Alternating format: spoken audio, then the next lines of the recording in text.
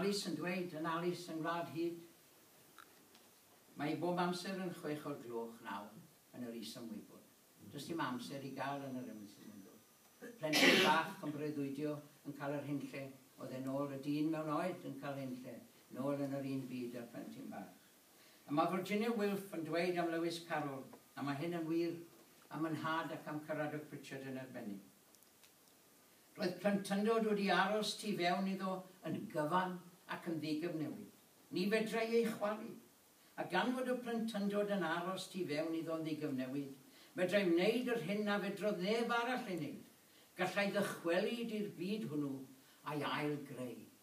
A dyna'i wirth, dyna'i cyfaredd dawn y cyfaredd. Ac oedd e'n blentyn bach wedi ffoi I fi darllen. Oedd e'n dweud, oedd e'n mynd â 2 stompyn canwll i'r gwely, a wedyn pan oedd un yn diffodd yn cynnu yr un arall, a I fam yn meddwl mae un stompyn canwll oedd gydag. Ac oedd e'n darllen a darllen a darllen. A chi'n mynd mewn I fyd, lle does na ddim trafferthion, y myd y stori. Yn os e, mae'na antur, mae'na ramant, mae'r awyr yn las o hyd, a mae'r arwyr yn ennill o hyd, yn y byd bach na. Popeth yn rhamant. A dyna'r allwedd gyda I ddeall un oferydd. A wedyn, gai ddweud hyn. Mae yna bobl yn Llanydda, a gyda ni, os fwy o feirdd yn unrhyw wlad yn y byd na Cymru. Wir I chi. A pob un I chi siarad am fardd, ydy. A mae hynny'n beth da, gwych iawn. O George Borrow yn gweud rhywbeth tebyg gyda ni. Nawr te, ond mae yna wahaniaeth rhwng llenor mawr. A wahaniaeth rhwng bardd mawr a bardd. Rheidrwydd yw sgrifennu i'r bardd mawr a'r llenor mawr. Does dim dewis gyda. Mae beth sy'n tu fewn yn gwasgu am gael do mas. Mae'r plentyn dioddefus na yn llefen ac yn crio am gael do mas ac am gymynegiant. A mae'n cael mynegiant yn y straeon ac yn peth arall.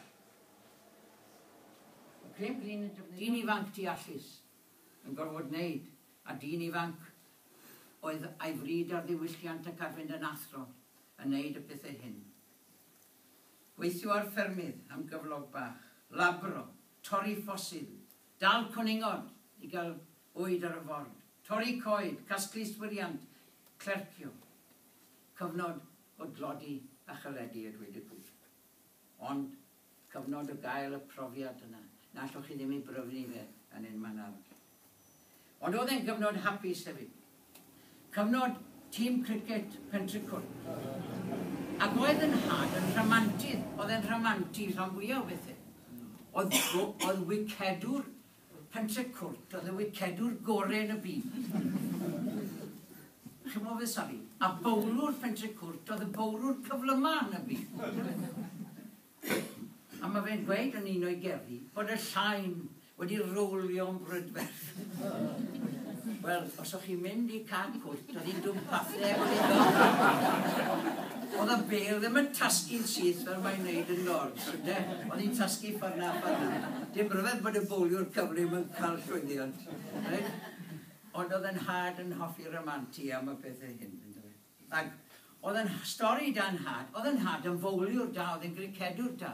A pan oedd allan i'r aifft, fi gadwodd y dyn oedd yn ngofal y base camp yn had yn y base camp, achos oedd tîm cricet gyda'r base camp, oedd yn chwarae base camps eraill. A dim ond 2 gricedwr da, oedd gydag dyn proffesiynol o Lancashire a'n had. Ac oedd yn had yn drwyllwr, oedd yn gallu gwiro'r bel fanna. Ac oedd yn gallu neud na'n ifanc. Ac ar gap yn Pentricwrt un diwrnod, ond war fi'n ennill nawr, a dim ond 1 wiced oedd eisiau nhw. A'n had yn dweud wrth un o'i feiswydd, ceri sefyll fanna nawr, safai bwysau fanna, a fyddai'n bowlio, fydd hi'n bel yn troelli, a fydd hi'n bwrw'r bel lan, a fydd hi'n dalai. Iawn meddwl bod. Reit, mae fe'n troelli, mae'r bel yn troi, mae'r bel yn mynd lan i'r awyr, ond oedd dim neb na. Pam diawl so ti'n sefyll fanna? Oedd e'n sgallen a dom nawr. Tan llynedd. Felly roedd na densiynau o dan yr wyneb. Ac mi aeth yn had i'r rhyfel 1942.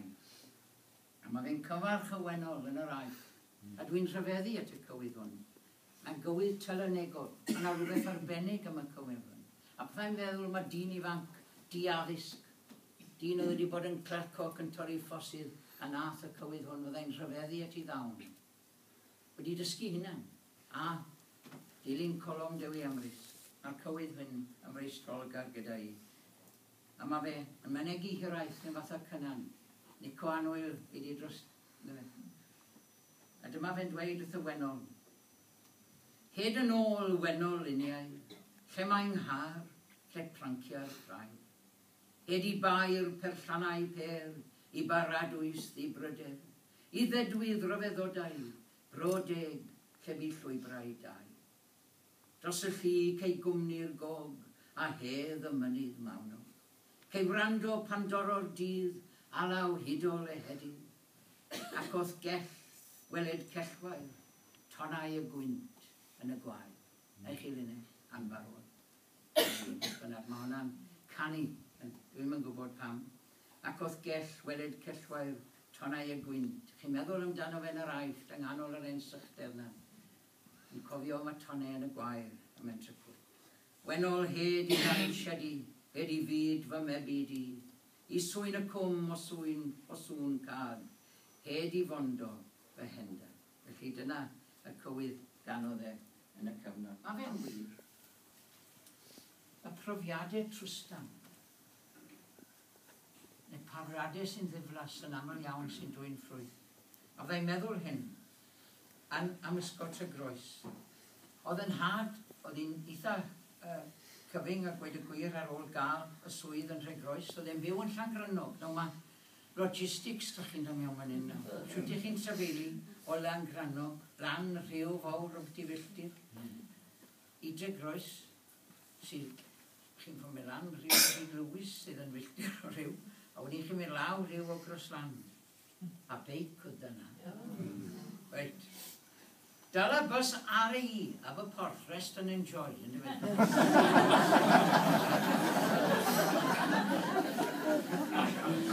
Ola Granog I Rhyd Lewis. Dala bus plant ysgol yn Rhyd Lewis I Croslan, a lawr o Croslan I Dregros a gefen beic. A fe ath hanes am y dyn yma oedd yn goffod trefeili yn y ffordd un odyn, a fe oedd hanes am y pyrrell ynddi. Amdano fe'n teithio. Ond hyn sy'n dda. A fe'n, o'n I, pan symudon I fwlch y groes wedyn sy'n dair milltir, a fe'r y ffordd awr, os bod chi'n mynd awr fyna, a chi'n goffod teithio lawr y rhyw serth I Dregros a mynd trwy'r Cwm Prydfer. Mynd yn gwynt a glaw, yr eira, gwynt, glaw, hindda. Ac o'n I bai bod e wedi mynd trwy'r gwynt a'r glaw, bydde fe wedi gweld y fedwen. A bydde fe wedi sgwennu un o gerddi gorau yr iaith Gymraeg. Mae'r gerdd yn symbol o fywyd dyn. Y cyfnodau yna o harddwch a diniweidrwydd plentyndod. Llawenydd. A wedyn mae'r cyfnodau anodd. Mae'r tymhorau yn symbol o einioes dyn. A mi ddarllen I ddyn nawr. Dwi'n credu bod hi'n gerdd arbennig iawn. Mae mor syml. Mae'r grefft. Ac eto, mae'n ddameg am fywyd dyn. I lawr yng Nghwm Cerdyn i'n bore braf gwyn, a mawrth yn troi'n y bryll ar wyn ar y bryn. Ni welai sy'n goeden, ni welaf rwy'n siŵr, mor fyw ac mor effro, mor hardd yn blaguro, ar fedwen fach honno yn ymyl y dŵr. Ar haf yng Nghwm Cerdyn, fel arfer ar dro, ar adar yn canu a nythu yn y fro, ni welai sy'n goeden, ni welaf rwy'n siŵr, mor llawn o lawenydd, a'i gwyrddau'r mor newydd, ar fedwen a flonydd yn ymyl y dŵr. Ar hydren aeddfedu yr eirin a'r cnau, ar nos yn barigo a'r dydd yn barhau, ni welai sy'n goeden, ni welaf rwy'n siŵr, mor dawel a lliwgar, a'i hirwisg mor llachar, ar fedwen fach awdgar yn ymyl y dŵr. Ar geia am ro Cerdyn, ar meisydd yn llwm, ar rhewynt yn rhio drwy'r coed yn y cwm. Ni welai sy'n goeden, ni welaf rwy'n siŵr, chwilio drwy'r hollwyd, mor noeth ac mor rhynllyd, ar fedwen ddifywyd yn ymyl y dŵr. A fi ges I gerdd trwy'r post gan ddysgwraig o'r enw Miriam Collard. Enw'r gerdd, oedd yr heniau. Cerdd gan Harry Webb oedd hi, a wedi cyfieithu i'r Gymraeg. A mae'n sôn am eiriau yma ni. A Harry Webb yn clywed geiriau'r iaith, ond oedd e ddim yn ei deall nhw. Hyd bod e'n dod mewn i'r iaith. Ac byddai'n meddwl bod geiriau, o rhywbeth mewn geiriau sy'n galw arno ni i nabod yn hunain. I nabod yn hunain. I ddarganfod yn hunain. Ac i ddarganfod yn gilydd gyda i. A dyna wrth llenor plant, a gweud y gwir fel yn haf. I fod yn rhyddhau yr hunan anweledig na mhob plentyn i wybod pwy yw. Yr hen blentyn bach yn cael bod fe'i hunan. Dyna geiriau yn fwy na geiriau. A dyma'r gerdd. Roedden nhw'n sibrwd mewn geiriau, nad oeddwn ni'n ei gwybod. Murmur rhyfedd fel dail mewn awel ysgafn, nad oeddech yn ei theimlo bron. Yn deffro coed hydref atgofion, oedd yn eiddo i ni, ac eto ddim yn eiddo ni. Yn sydyn, roeddwn ni'n gwybod yn deall yr hyn roeddwn nhw wedi bod yn ddweud wrthon ni drwy'r amser. Ein gwir enw, ac fe drodd y dail marw yn gawod o air. Dyna beth yw geiriau, dyna yw gwirth geiriau. Troi dail yn gawod o air, a dyna nath y llenor ti Llew Jones ar bar plant. Troi geiriau yn gawod o air. Yn drysor mor ladron yn fyd o ramant ac antur. Gan alluogi plant i fynd, cyn diwedd i plentyndod, i'w rad hyd honno, lle mae'r arwyr yn ennill, lle mae lliw a llawenydd, a lle mae'r awyr yn dal yn las, y glesty na, nad oes tywyllu arno. A mi gryda i, oedd yn had yn hoffi ymosod ar feirdd y deall. Pobl yn sgwennu, oedd chi'n mynd deall beth yn ymwneud. A'r gelyn mawr oedd eiros bywyd.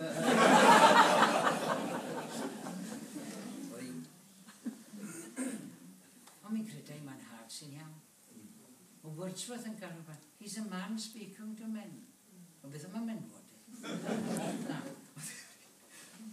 Dim dyn yn siarad y dyn, mae calon yn siarad a chalonau eraill i'w bar. Achos yn y galon na, mae profiadau personol y person yna sy'n apelio ac yn cael eco yng nghalonau y bobl na allan fyna. Mae hwnna'n brofiad personol iddyn nhw hefyd. A mae'n ddarllena i ddwy gerdd i orffen. Fes i ar wyliau rhywbryd yn un o westau mawr chydi.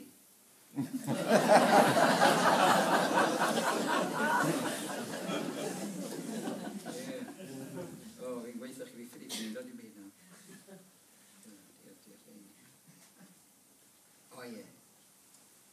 A dyma'r gerdd oedd yn corddi yn ymhen i trwy'r amser. O'ch chi'n edrych mas, o'ch chi'n gallu gweld yn y pellter y dail a'r coed, ynddo fe?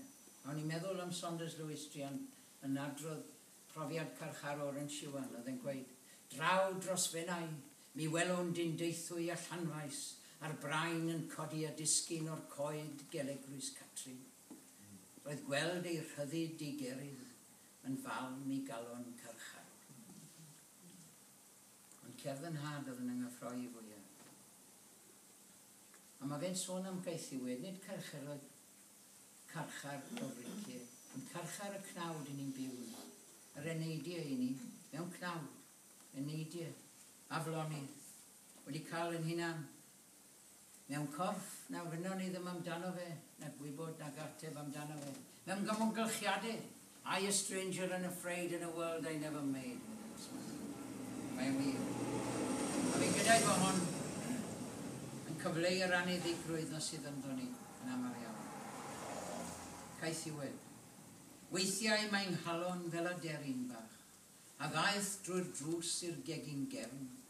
Na wyr yn ei wylltineb hirt ei ffordd yn ôl i'r coed trachefn.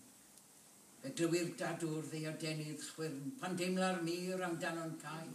Tair ei ymosod ar ffenestri'r gell wrth geisio ymryddhau. Fe weil drwy'r gwydr, hwnt i glawdd yr ardd, groesawu sosgor deri ar pîn. Hyrddiau ei ddilwch te ei breichiau hwy, a syrth ar anweledig. Nid dim ond i un person. Fan hyn i ni gyd. Mae yna dir na nog yn un ymdrechu ato fe. A ni gyd wedi bod ym mhob un o'r sefyllfaoedd hyn. Pan drin o'r thrymder fy holl bryderon. Llong a rigiaf a'i gollwng i'r eigion. A thiar wlad ddieith yr lon, hwylio wnadd, i fyw'n ddiana yn hedd ei hunon. Nid oes amheuon yn y wlad honno. Cynwr na stŵr, na haint yn llesteirio. Awr unig ni cheir yno. Na dydd maith, na meddwl eilwaith, na meddal wyl.